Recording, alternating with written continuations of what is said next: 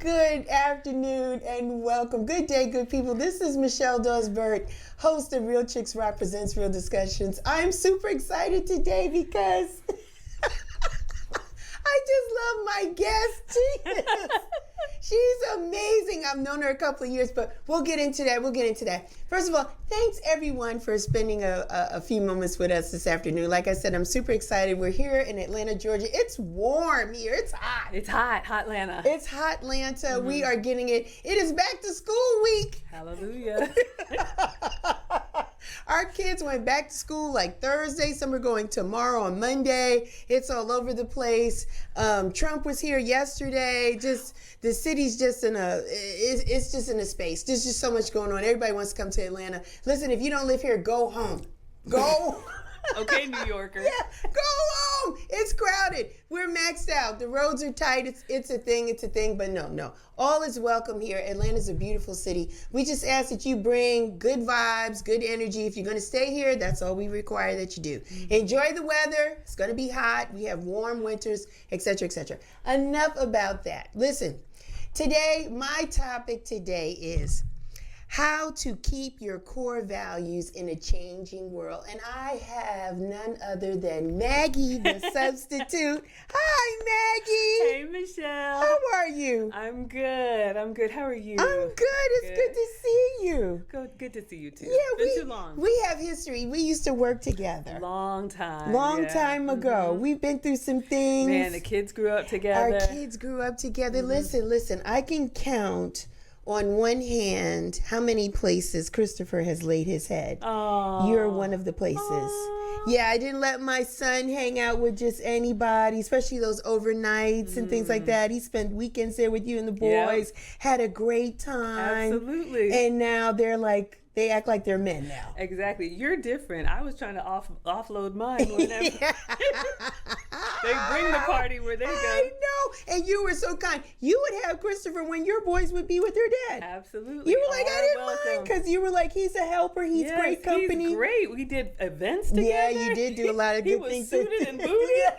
It was great. It was great. You guys went grocery shopping. He was pushing the buggy for you. I wasn't used to it. Yeah. I used to have the wild goats running around, so I wasn't used to the order. It was wonderful. It's wonderful. So thank you for helping me with all of that. Absolutely. So listen, let's just kind of get into some of this. But really, I want to talk about, where are you from, Maggie? So my name is Margaret Appiah. I am from Ghana in West Africa. It's a beautiful, peaceful country in West Africa. Was born there, so I come from a traditional African family. But we did come to America when I was 1. So I grew up here in the South, in Athens, go Dogs, and everybody in my family went to Georgia except for me. But it was a great small town upbringing. And why did you not go to Oh, UGA? You know what? I was on my way to UGA. It's a good school, but being in a town where almost everybody who was going to college was going to Georgia, it was kind of an extension of high school. And at the last minute, my choir director, I do like to sing, me, la, la. he asked me to go visit the Spelman College Glee Club, just to go listen to them. And when I walked on the campus, and I had never been on an HBCU campus before, and I went from being one or two of me in a class to everybody was on it, and beautiful and unique, and it was just, I went home and told my parents I have to go to Spelman, and the rest is history. And the rest is history. Yeah. So you are here in Atlanta. You went to Spelman. Did you decide to stay here once you graduated from Spelman? I did. So I graduated in 99. I just had my 25th reunion. I saw. So I'm a silver sister. You looked great. You and the ladies looked phenomenal. Thank you so much. So yes, I was pre-med, again, traditional immigrant family, but I'm not really trying to take care of, the hospital work is very, very intensive. Yes. So at the last minute, I decided to work, and I went into corporate America in sales, and a company came to campus to recruit. So I got a job at the career placement office and then worked here in sales for about 5 years in Atlanta. Went back to school to do my MBA and then worked during the the day, worked at night, got married right after college. And so I was trying to juggle all of that. Once I finished graduate school, got promoted, and that's what took us to Virginia. And both of the boys were born there, and then we ended up moving back. And so when I met you, you were married, and then currently you are not. So somewhere along the road, we got divorced, right? But we're amicable, right? Absolutely, we're good, right? Absolutely. My ex-husband, even though it didn't work out with us, he's an amazing father. Yes. The boys actually live with their dad now that they're teenagers. Man. So it has been, it was definitely hard the first year. I talk about this a lot on my channel. I do have a channel. I make food and femininity content. So when I talk about relationship stuff, I know I got caught up in a little bit of the modern woman thinking and competitiveness. And at the end of the day, it doesn't really help in a relationship. So we did divorce amicably. But like I said, the boys live with dad. We meet every week. We have a family meeting. We show up at events together. A lot of the teachers don't even know we're divorced. Wow. Because we are just a family unit. And that's always going to be, I'm going to slide your mic over so that we can hear that beautiful, feminine, soft, loving voice. So I want to talk about some of the things because I know, Margaret, when you're in it, right? We can't see it, and we don't understand what's going on. And so you're out of it now, and you're healed from the divorce. You've learned, and I commend you too, because you're owning your piece of whatever happened or not happened. And if nothing else, we have two beautiful children that came out of that relationship, and we love those boys, and we like Dave. Dave's great. He's a good guy. As long as you're a good father, we're good. We're good with that stuff. But I hear you saying that it was competitive. Did you felt that while you were married, that you were trying to prove something? Or what? Yes, but not only during the marriage. I think just the modern world that we live in is very fast-paced. You and I both work corporate. Yes. You know, it's competitive, it's data-driven because the companies want to outdo each other. Right. Then as workers, we want to outdo each other. Agreed. And I have just learned as I've aged that I can do that, but is that the best version of myself? No. Right. And so I put myself in a breadwinner role. I put myself out front. You know, I wanted to have a certain type of lifestyle. And then you realize 10 years and 2 kids later, I was miserable. And then how do you undo something that you asked for? Right. I want to talk about the cooking piece, because you said you have your own channel. I do. How did we get into that space?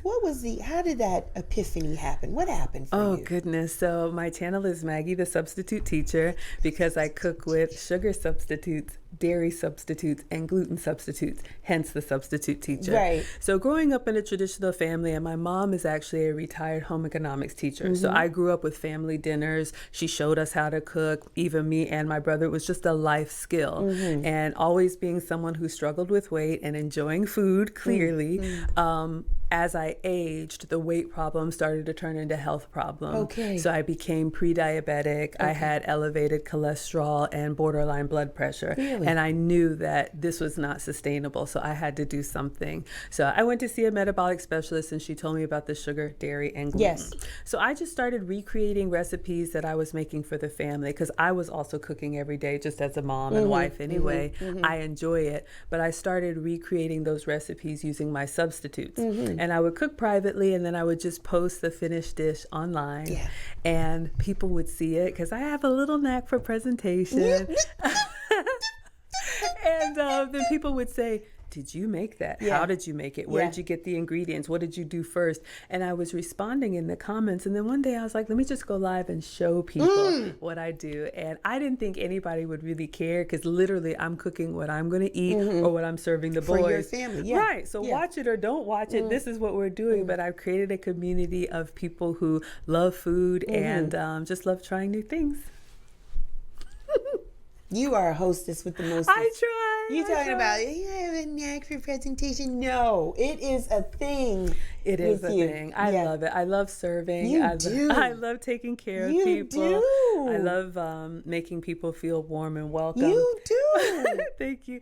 We're both Airbnb hosts. Yes. And so I love just making, I know what it feels like to be far from home and to feel out of place. So I love creating that for others. You just have a love for people, and you make them feel welcome. And food had been key. And it's always going to be there. Always be. And the presentation, like she's cleaning the side of the plates, like everything has to be nice. Eat with our eyes yeah, first. you eat with our eyes first. Yeah.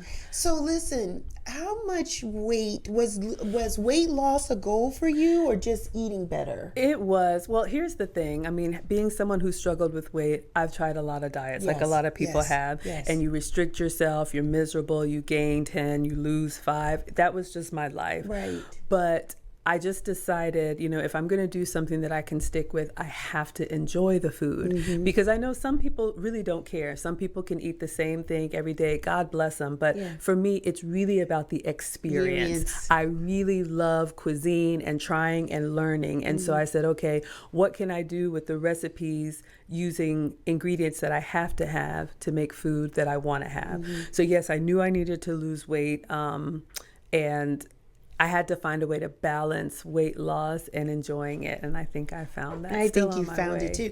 How much weight have you lost? So I was down about 80 pounds. See, let's just pause right there. I know. 80 pounds. Congratulations. 80 pounds. Thank you look so amazing. much. You always look good anyway. Aww. Because you have a beautiful smile and wonderful personality and all that great stuff. But now you're down 80. How are you feeling? I feel amazing. I noticed I started to have a lot of joint pain that I thought was just aging. Okay. And you get up and you have to kind of shake something out and you just think, oh, I'm just getting older. But it was really becoming debilitating. I'm a very active person. I love to travel and just move around in the kitchen. And I remember just kind of like wincing to kind of get through it. And I know, like, I'm older. I'll be 50 next year. I'm older, but we're not old. No, so I'm like, something is not right here. Yeah. And so I went to get tested for the food sensitivities. And when I got my list, I said, well, I'll just try to eliminate the things that came up on my list. And without having lost any weight, within 48 hours of the, what do they call it? The elimination diet. Yes. The pain went away. My goodness. And that's when I realized, okay, there really is, like, food can be medicine and food can be poison too. Right. And, I don't come at it from a doctor's perspective. I just know that taking pain pills and where that was going is not what I wanted. Right. So I really eat to stay pain-free, and the weight comes off as a byproduct. So I feel great, but I still have some extra weight I want to lose. And so, I do have a goal of 50 by 50. So I want to lose 50 more. Congratulations, Thank you. Maggie. I always call you MB. Yeah, MB, Maggie, MB, Margaret. I like it, MB. So have you had anybody from the food portion or branding of your life say, you know what, you've helped me? Like, by you doing the substitute cooking, I'm feeling better, I'm eating better. Are you hearing those testimonies? I have some very loyal followers. Yes, you see them in my chat, and privately they'll message me that they've gone for doctor's visits and the doctor said, whatever you're doing, keep it up. Someone else, one of the ones that really touched me, a young woman said, thank you for giving us permission to eat differently. Because, in our culture, we're all creatures of habit. And I like to say, we don't know what we like what we know. And so we just keep eating what was put in front of us. But I'm the Mikey. Like, I'll go out, I'll try it. I'll tell you, see how I taste at the end and I describe it. I'll let you all know. Your descriptions are amazing. So yes, I'll let you know. Maybe you like it, maybe you don't like it, but I'll try just about anything. You're just a cultured person too. Thank you. And so that helps a lot, because really for most people, and I'm going to speak for Black people, it's the same things that they're used to. It's always chicken and maybe some rice and potatoes and stuff. And if you present something different, I don't want to eat. I don't want to eat that. And so the fact that you travel, and you're open, like you're open to try something different and new, helps save your life. Absolutely. In a sense. It helps save you. And so are you feeling that the foods taste that much different since you're substituting? Yes, it was hard in the beginning, especially cutting sugar. Okay. I never lie and say, oh, it's easy peasy. It really comes down to making a decision and kind of going through that detox, if you will. I do believe in everything in moderation. It's not like I'm a strict anything. anything. Yeah. But I always encourage people, do what works for you. But yes, it was hard in the beginning, but we crave more of what we eat. So when I started eating more vegetables, I wanted more vegetables. Just like when we start eating the sweets and the sugars, it's like that's what happens. So in that initial period, you have to kind of force yourself, no, we are going to do this. But afterwards, when I've been traveling and been eating off my plan, I actually kind of crave coming back to the good stuff. Yeah. This whole food and femininity thing, it just opened up a whole new world for you. It did, yeah. It did. Because you were a wife, a mom. Yeah. Now you're a divorced wife, you know, mom, still like 10 toes down for your boys. Yes. And they're boys. They're they're boys. They're doing the soccer. They're doing this. They're doing that. They're everywhere, and you're for it. You know, mommy, we want to do this. We're at bumper cars. We're doing arcades. We're doing everything. You listen. And so this channel, you just sharing who you are, just turning on the little switch, boop, getting on social media, having the camera, the lights, the angles, talking to the people, opened you up. Yes. To people that you didn't even know. True. And it curated relationships and ideas. Yes. Where people started to lean in and said, you know, I think you might be good at this. Or maybe you might want to do this. And so when I saw you birthing and this was happening, you had he's a lawyer. And he had a huge following. He's talking about entertainment law and this and that. And you were just following him. And he gave you a few minutes of fame, right? A few minutes on the platform. He'd bring you in, you talk. Yes. And then you guys went on a dinner with some other people. And that just was a thing. Yeah. And it just took off. It did. And so now we have etiquette. We have relationships. We have everything. What came first? Was it the etiquette classes or the relationship conversations? No, at the end of the day, I always say I have a cooking channel. Like, people find my content and they're like, tell us about you. I stand by it. I have a cooking channel. Yes. And so, yes, the lead attorney was someone I started watching in the pandemic because I got tired of watching the news and the bad news. And so he was doing trial streams. And, you know, he has his own following. But I heard him say once, if you're over 35, you have life experience that people need to know about. Just try it. Start a YouTube channel. And then that's what made me think, you know, people are always asking me about these recipes. Why don't I just start with the cooking? So I took his courses in Mastermind, and through that networking, put me in touch with another big YouTuber. And these are people with 400, 500 million followers. And I went to London for a cooking collab. Someone wanted to learn how to cook, and I was like, well, that I can do. And so I went for the cooking collab, had a great time. And in the evening, she had a studio kind of like this one and said, hey, Maggie, we're going to be doing a podcast. Since you're here, do you want to just sit in? And I'm kind of like, you know, I'm just here for cooking, but, you know, kid in a candy store, I'm kind of like, wow, this is so fun, you know, why not, right? When in Rome. So I sat down, I put on the headphones, I got suited and booted, and I'm just looking at all these big YouTubers talk and, you know, just kind of taking it all in. And they were talking about relationships, which is the topic that everybody wants to talk about, relationships. And so I didn't speak much, but there were a few breaks in the conversation where I did offer my opinion. And I didn't really think it was anything that amazing, but people kind of were like, wow, bars. I thought they were talking about candy bars, handlebars. I didn't know, you know, I'm not cool. And so people were like, bars, this is amazing, preach. And I'm just kind of like, right? So finish the podcast, come back home to Atlanta, put on my apron, back in the cooking channel. And so I do have an editor who helps me. And I said, well, this was like a 2.5-hour podcast overseas. Can you just clip my speaking part so I can show the audience, hey, y'all, we did this, the scholars, right? And so he clipped one and we posted it up.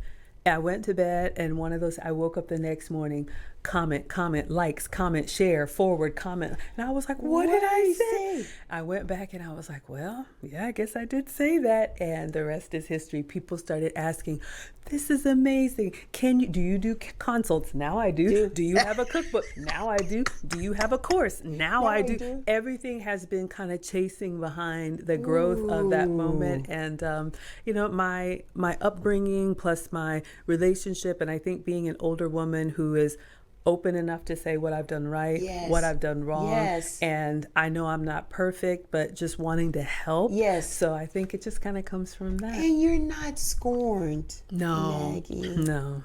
And B, you're not scorned. You're not angry. No. You're not bitter. You're like really wanting everyone to do well in their own way. You know. I do. And it's just refreshing. It's just your time. Thank you. You know what I mean? So it makes sense. Why wouldn't people want to trust you? Because you have nothing to gain in being mean and miserable and nasty. No, that's not helping. We have enough of that. I think there's enough poison out there, and people, like you said, are unhealed. Yes. We've all had our heart broken. Yeah. Everybody has a story that'll bring a tear to your eye, but I think at some point I have to look at the rest of my life that I want to live, and how can I learn from that and get better. You know, divorce is, of course, incredibly unfortunate, and it was rough, you know, but I went to therapy, learned, and then decided to do better second time around. So, you know, now I'm very happy. I think part of it is my natural personality of being an optimist, but I think a big part of it is choosing every day to see the good. That's awesome. What did you learn in therapy about yourself, if you don't mind me asking? If there's just one thing that you could share that could help other people, what was it about you? So I did individual therapy, couples therapy, and group therapy. And I remember in the group therapy, and this wasn't even so much about the relationship, but one of the therapists said, you have to allow people to get there in their own time. I heard that, yeah. Because you got ready when you were ready. Nobody could tell you until you were ready to hear it. And I think that's a big part of my approach. I don't try to, you know, slap anybody across the head or say you have to do it this way. I say, this is what I've done. You know, I believe the internet is forever. That is one good thing about social media. And sometimes it just takes people time. And I've had people come back and say, you told me this last time, but now I get it. And I give people grace with that. So that was the thing. You don't want to be that, she had a name for it. You don't want to be that, it'll come back to me, but it's almost like, you know, well, like, yeah, that's the reformed smoker. Now all of a sudden you see, you know, the dangers ahead. But when you were in it, you know, could nobody tell you anything? So I'm very cautious about, you know, if this is helpful, I'm happy to share. But I understand not everybody wants to hear from me. Not everybody will receive it. But for those who do, I give them my heart. What is your message? I want to talk a little bit more about the relationship space, because I think it's the etiquette coaching that might have bled into or opened up the door in the relationship space. I don't know. You can correct me in that. So the relationship came first, and so again, I have a cooking channel, and I stand by that. It's about 50-50 now, to be honest. So I went through my divorce, and then life brought me back to someone I grew up with that I loved and wanted to be in a relationship with. But what I have learned now, especially having boys, girls and boys mature differently, very differently. And it is hard, especially when you're dating someone at the same age. And so even though we were young, you know, he has flat out said, you know, look, I need to live my life, need to be a frat boy, all of that. And so life took us different directions. I got married, had 2 kids. It was wonderful. And then, like I said, reconnected with my childhood love. And the man that I saw the second time around blew me away. Could just tell you his 1 year, 3 year, 5 year goals, sat me down, said, this is what I want, this is what I don't want. Everything that I had been trying to make happen happened on its own. And so I'm the deer in the headlights, like, oh boy, you know, like, I need to get it together. He's like, I have a goal. I want to be one of the Black VPs in Atlanta. I'm doing this. I'm moving here. And I was like, okay. And so I knew, I mean, you know, I have a very silly side and I can be quirky, and that's not always appropriate. And so privately, I didn't tell anyone. While having my cooking channel, I enrolled myself in etiquette and elegance classes because I wanted to be his lady and I wanted to make sure that I represented him well. And so I didn't say anything. I just started on this journey, and he noticed my conversation was better, my mannerisms, my posture, just everything. He asked me like weeks later, he's like, babe, what's up? You doing anything different? I was like, oh my God, I'm so glad you asked. I can't really. Then the Maggie came out and I was like, oh, I want to tell you. I love it. So when I told him, what I was doing, he was like, that's great. Keep it up. I can tell. So again, I was just doing my thing on my cooking channel. And one day I was making a recipe and, just had some water, but it was in like a glass of some sort, like a wine glass. Maybe it was just water. And as I'm doing the recipe, I said, ladies, make sure when you hold your stemware, you hold it by the stem. I learned that in etiquette class, just a little tip. And then I went back to the recipe. Here comes the chat. Etiquette class. What is that? Is that a thing? Tell us more. And I was like, oh no, I've done it again. You done it again. Yeah. Nice. And so I was like, oh wow, y'all care about it. I didn't think anybody would care because the loud voices make it seem like the traditional ways are old-fashioned. Yeah, nobody does that anymore, whatever. So I was like, okay, I'll just be me. Exactly. So people started asking me, and so I started doing like 80-20 relationship content a little bit, and then now it's about 50-50 and the course and all of that. It's awesome. It's refreshing because, MB, when I go out or just seeing, I just feel like the minority. Yes. In every aspect, because I feel that the things that I find valuable are not the same for most people. Yeah. And I find that people are giving up, like succumbing to whatever today is saying to do. Yeah. And I had a male friend even say to me, well, Michelle, are you dating? I was like, no, I'm not. And he says, why aren't you dating? I was like, I don't know. I'm out, I'm open, willing to talk to people, whatever. And then he said to me, well, why don't you give them more? Like change what you're offering, what you're giving.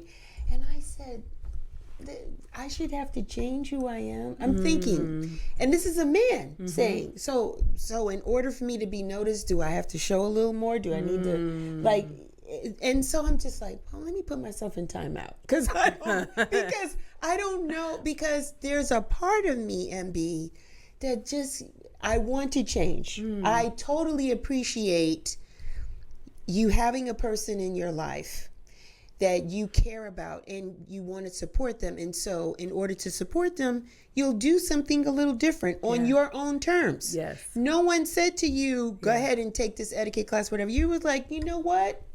I see myself down the road. This is what I want to do to show support. I'm in this person's corner. I'm going to take this class. I'm going to do what I need to do for me, but it's going to help this person, but down the road. Got it. I'm open for that. Right. But nowhere in there did you say, I'm changing in order to get a man. You're not doing anything to get a person. You're doing stuff to enhance what you bring to the table. Yes, but. Okay. I would say this. I think it is important to know what you want. And I think we should customize ourselves for the outcome that we want. It has to be the outcome that we want. Like, for example, if I was totally fine, speak for myself, being loud, having, masculine mannerisms, just slamming stuff. Like, if I was like, that's just who I am, then he needs to find somebody that would be more amenable to what he wants. Understood. But I have a Southern gentleman who wants a lady, who sat me down and told me, I want a matriarch. I want a woman. I want this is important to me, and left the decision to me. Up to you. So yes, 100% to that. But as a boy mom, I think about men often, and I know that if men could have it their way, they wouldn't do half of the things that they have to do to get the woman of their dreams. Understood. Okay. So that's where I'm like, yes, but we meet in the middle. You shouldn't have to completely contort yourself. I agree. By all means, but I think you should want to be better. Yeah. Yes, absolutely. She is adorable. Aw, she is adorable. I love it. So the relationship thing, so you're actually talking about relationships and people are like, give me more, give me more, give me more. Are you finding, Margaret, that corporate America has made women, not all women, maybe some of us, a percentage, whatever, more aggressive, angry, or this machismo, and then top it off, we might be single, we might be divorced, we may be raising kids. Like, Do you feel like that's contributing to how we're behaving? 100%. And I'll speak for myself because you're right. Not all. It's not all. It's not everybody. But the corporate machine it can be great. You and I have had big jobs and big benefits, and it's wonderful when you're riding the tide. But they can also chew you up and spit you out when they're done with you. And over time, I mean, we both work in tech. We've been laid off before. It's just like getting back up on that horse. To survive in this landscape, you do have to have a tough exterior. You do have to turn on the competitiveness. You have to establish yourself. You have to be more masculine to perform at work. And that's okay. Some of us have to show that side of us at work. But the problem is when we bring that side of us into a relationship, that's where we can fail. So yes, and I'm never saying that women shouldn't work or we should go back to, the times in the past. But I think you have to, number one, and this is what I teach my students, awareness is key. You have to know, okay, I'm going into the Thunderdome. This is what it's going to have to take. So what is my self-care routine so that I can come back into a softer place and put that into place? Because if you leave it unchecked, before you know it, you'll be louder than you want to be, harsher than you want to be, harder than you want to be, and then you're just getting feedback.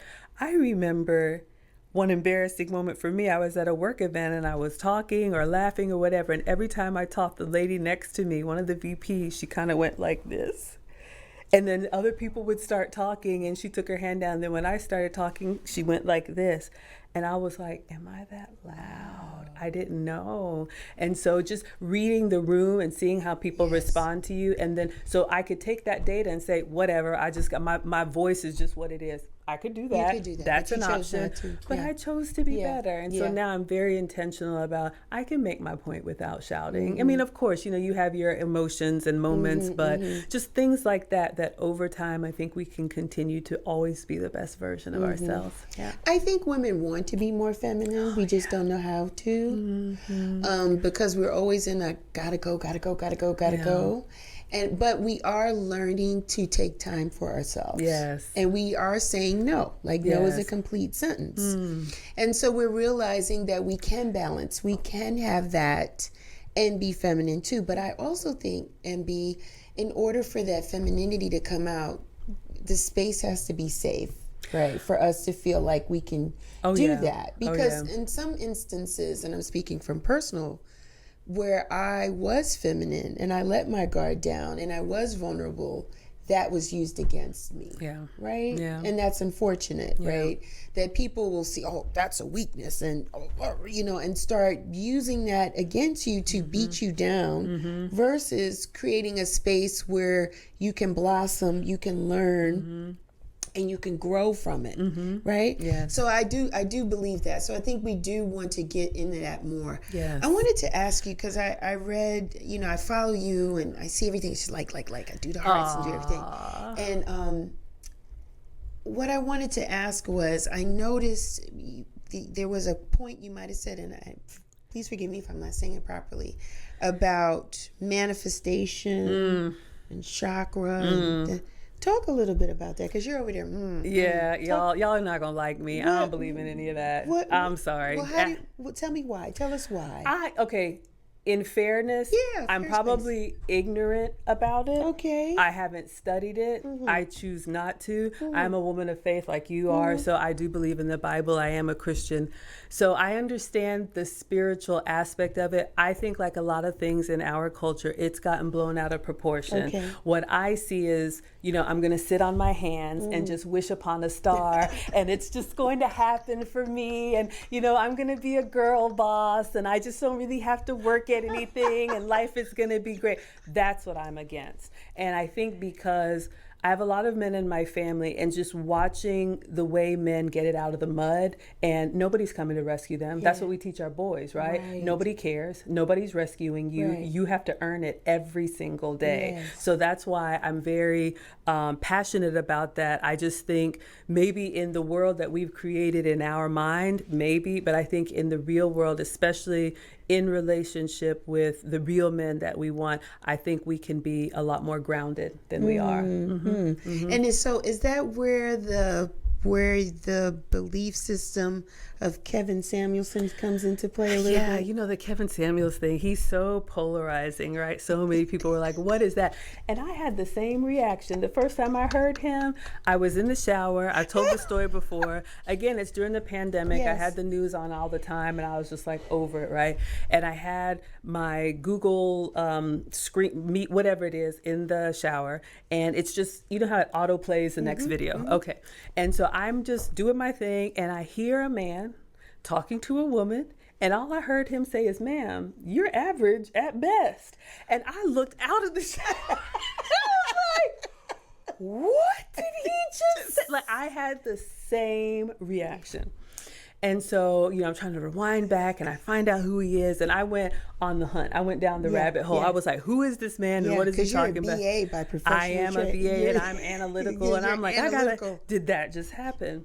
And so I remember asking my man, I was like I knew something. I was like, I heard this man named Kevin Samuels, and he was telling this lady this, and I couldn't believe it. He's like, yeah, babe, he's been talking to the men like that for years. I was like, really? So I went back even further, and if we think he was hard on the women, if you listen to some of his older stuff, Right. he was like, dude, pick a struggle. You can't be broke and this and that. I mean, he was like, you're not going to get anything. Right. Quit your crying. Get in the military if you have to. Like, he was literally like pulling them up by their hair. And I was like, oh, he's equal opportunity. Everybody can get it. So it was like a train wreck. Like, you don't want to watch, but then I couldn't not You watch. couldn't stop watching I was it. like, Okay. so he would stream at night, and I would ninja watch, meaning I would never comment. I was never there publicly.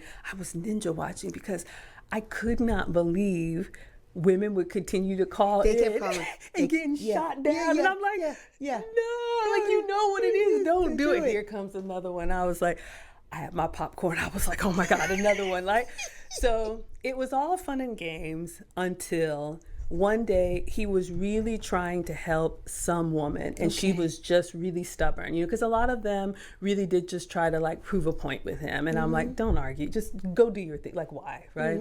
And I heard him say, like, I can't do this. Like, where are the older women to teach the young? Like, your mother should have told you this. Like, you shouldn't be this age and not know some of the basic things. And it just got me, because I was like, I have boys, so I don't have daughters, and I'm living my life happy in my cul-de-sac. Don't bother me. I won't bother you. Right. But I did feel a calling in that moment, like, the older really are supposed to teach the young. We are. That's how the cultures have been forever. Ever. The older men take the young men out and show them how to be a man. Correct. That's just how it is. And Yes. so I'm like, okay, Maggie, what are you doing? Yes. And I was like, oh man. So I booked a session with him because I had an idea to create a community of like-minded women who agreed with that. I knew, again, it wasn't for everyone. And I will say this, I mean, he's since passed, but one-on-one, he was a lot more sincere. I really believe, you know, he meant what he said in his show, but he really was trying to rattle our cage. I understand. And you say things that kind of get that shock value. Got me to listen. Got you to listen. So he gave us his blessing, and he had a Patreon, so I started in his Patreon kind of saying the same thing, but in a feminine way that hopefully women who wanted to would hear. And then I've just brought that out to YouTube now. That's awesome. Yeah, thank you. But you know, you're not like the rest of the women. So the conversation with him was going to be different. Yes, I believe so, because I went in to help. Yes. I didn't go in to like rate me. Like, look, I mean, come on, we're average women. It's fine. I'm happily that way. I know I've got weight to lose. We've talked about that. But I said, you know, as an older woman, you know, with relationship experience, been through divorce, done the work, got back on my feet. Like, I do feel like I have something to offer. You do. And I was, you know, hoping he would say yes and create a space. If he said no, then that's fine. I just go back to my life. But he was like, yeah, let me see what you can do. Because obviously he couldn't get through the way he wanted to. The walls were just up. So that's what I do. Yeah. You did a great job. Thank you. That's awesome. Thank you. Always wanting it. And she seals it with a smile. Aye. So how has it been? Do you see women starting to transition and change their mindset a bit? I do. I always believe that the good ones are out here. We're just quiet. The ones with the megaphone, the ones that are saying, this is who we are not who we are. Like what you said about feeling like the odd one out when you're at the, I've always stuck out like a sore thumb. I mean, please, like, really? So I think that there has been a remnant, if you will, of women who did want something different, who do appreciate men. Yes. Even if we've had our heart broken, like we don't have horrible, we don't lead with that, right? We believe there are good ones out there. Exactly. There are good, let me lean in. There are good men out there. There are good men out there. Yes, absolutely. There are good men out there, yes. Absolutely. And we're raising boys to be good men. You know, and so I have good men in my village. They're my friends. They look out for me. Absolutely. But they're good men. They're good men. My father, my ex-husband, even though we're divorced, we co-parent. Yes. My man, I have 2 boys. You know, there's I still say father-in-law. We're still family. Like, there's just too many good men. So I said, I never went out to like change the world or hit anybody over the head. So I never had this, I need to convert or control anybody. I tell people all the time, if this is not for you, you know, that's totally fine. But for the women that are interested in something maybe more traditional or something that would last, maybe they didn't see the example growing up. Maybe they had a bitter mother who said men ain't you know what. Right. And she's 20-something with no life experience, but all of a sudden she's angry and doesn't know why. You know, there's just so many women that could use a different perspective, and that's where I feel a calling to. And so I feel like, yes, in the beginning it was a rush of the ones that were like, finally I knew there were others out there. Right. There were others that were kind of watching from the wings and waiting, like, who is this lady, you know? And that's totally fine. And so slowly I see more coming, because I think it will get worse before it gets better, but I think a change is coming. It's coming. I do. What's your friends like? Your friend zone, like outside of your present company? But are you finding it difficult to find like-minded people that you can call your friends? No, and the reason why I struggle is because the friends that I have are the friends that I have. Okay. I'm really not trying to make new friends. I understand. And so people who know me, I'm the same. Like there's this new like public side of Maggie or MB or Margaret, but like I'm still the same. But I also don't lead with my opinions if I'm not asked. I'm with you. That's also a masculine thing to do. Like if we're meeting for tea or we're going to the botanical gardens, let's just have tea and go to the botanical garden. That's right. Nobody asked me my opinion. I typically ask. I'll say, exactly. What do you think? That's why we're here. Yeah.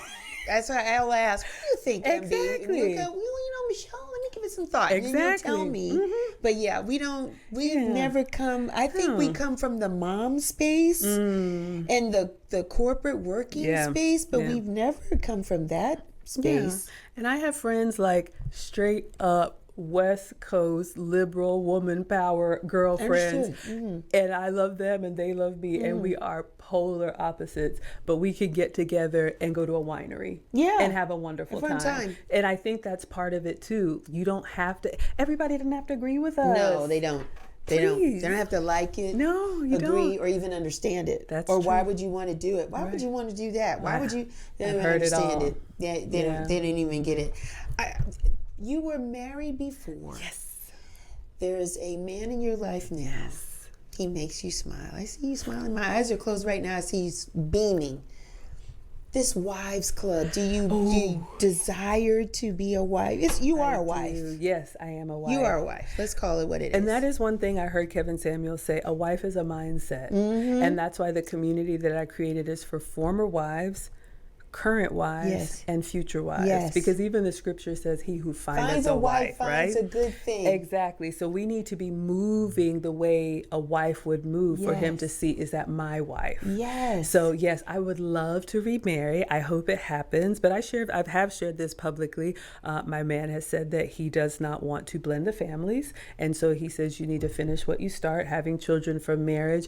And so once the boys are up and out, then he said it'll be our turn. So,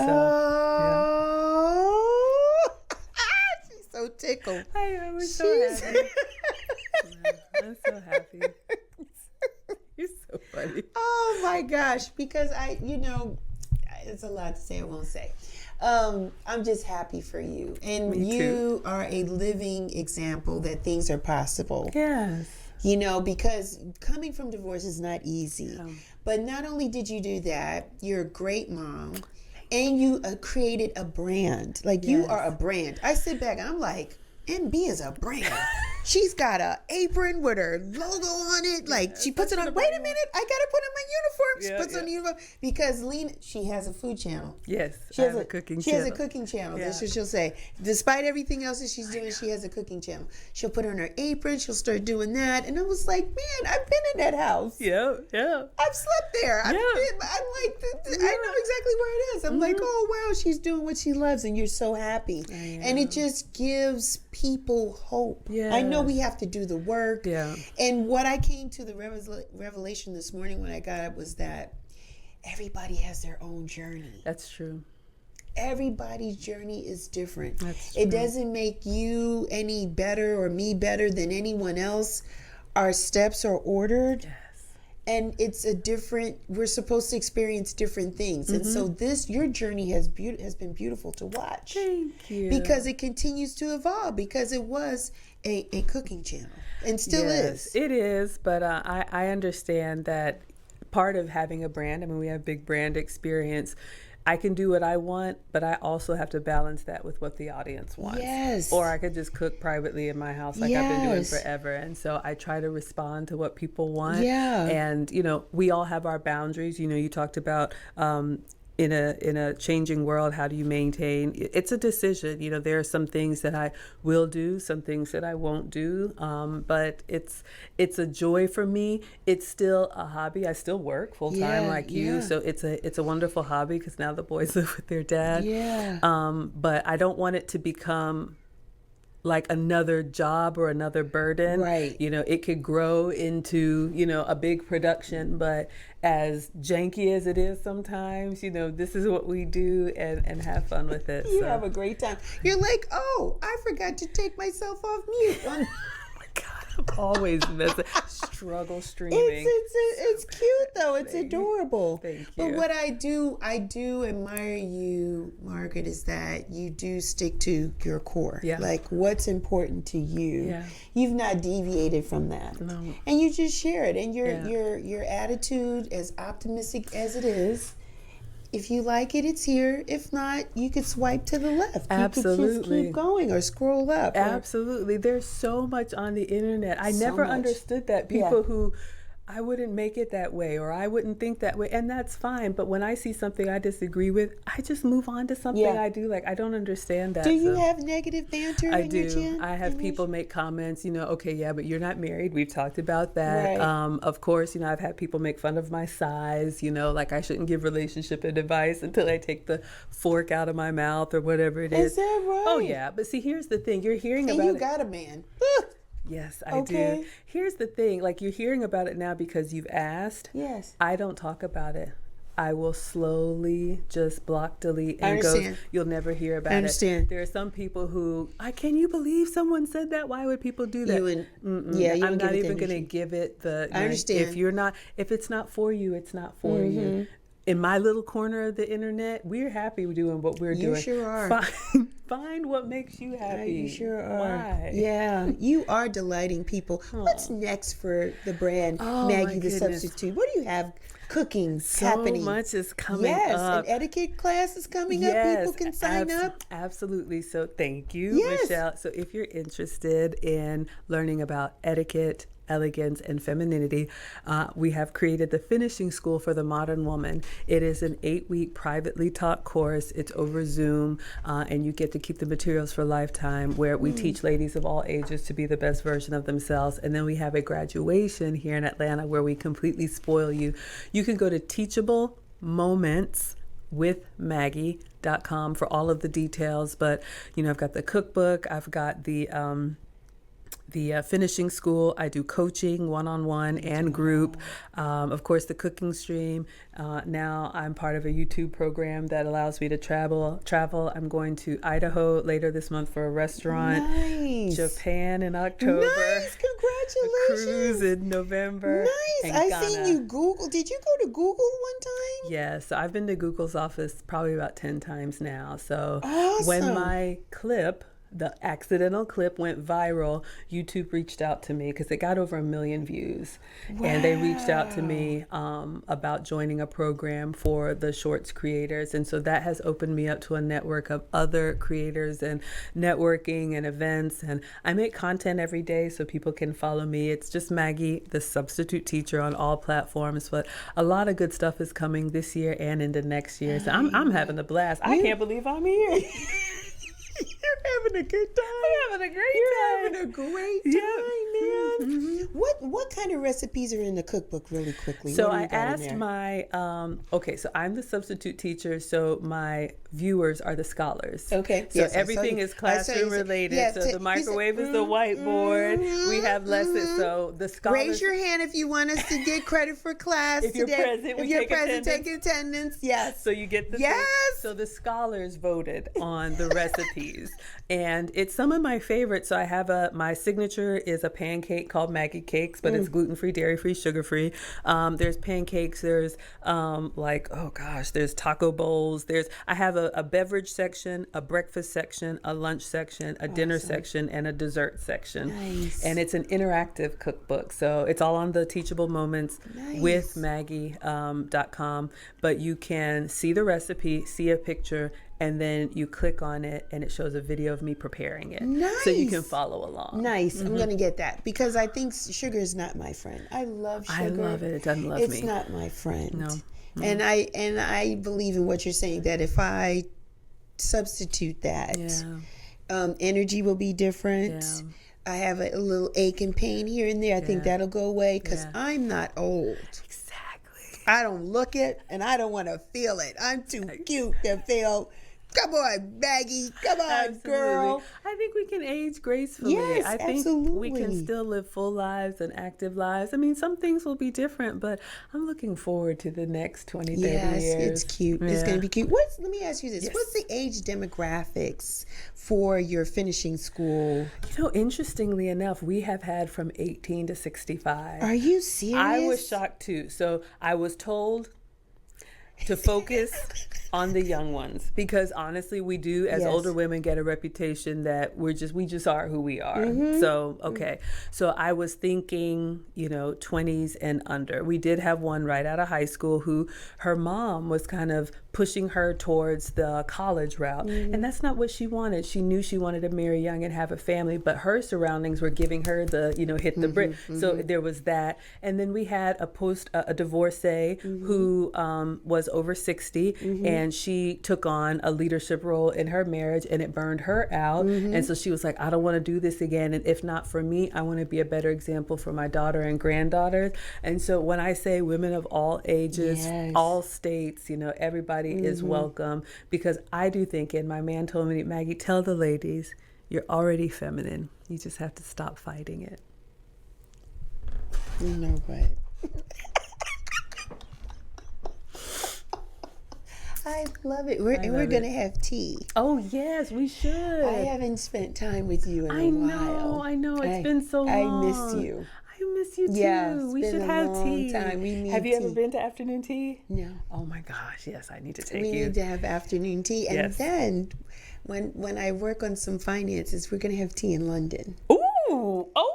Yeah, I know you don't believe in the power of manifestation, but I'm gonna work some things out. Look, Michelle, you are a hard worker. You can manifest all day long, and I honestly, with respect, I don't knock it for anyone else, but I know how hard you work. You work very hard. So yes, we can add that on top. Yes. All I'm saying is not to manifest and not work.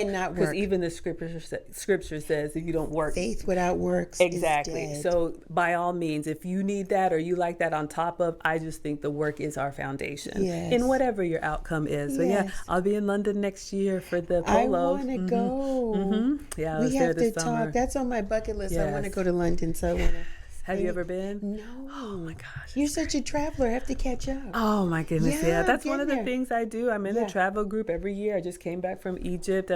I love having an active life. And Yes. so my changes help me have that active life, and then learning about the cuisine and other You're areas. just wonderful. You're delicious in person. I just want you to have continued success in you. everything that you do, because your heart is always in the right place. Thank you. It is, and you deserve it. And it's such a good look for women, especially Black women, because we've just been so oppressed and heavy.